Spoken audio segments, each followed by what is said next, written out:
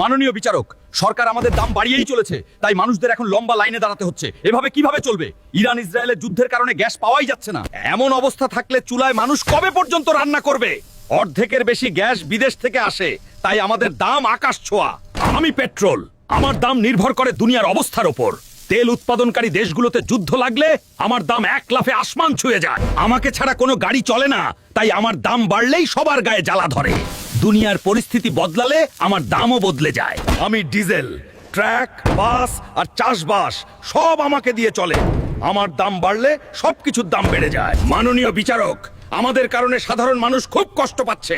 আদালতের কাছে আমাদের বিনীত অনুরোধ, সাপ্লাই আগের মতো স্বাভাবিক করে দিন। Order, order.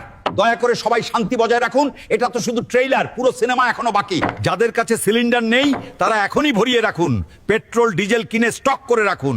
সামনে কিন্তু চরম মূল্য বৃদ্ধি হতে চলেছে। বেশি বেশি করে শেয়ার করুন, যাতে মানুষ আমাকে এখনই কিনে ভরিয়ে রাখে। আর সব খবর সবার আগে পেতে এখনই ফলো করুন, নাহলে পরে কিন্তু চরম পস্তাতে হবে, বলে দিলাম।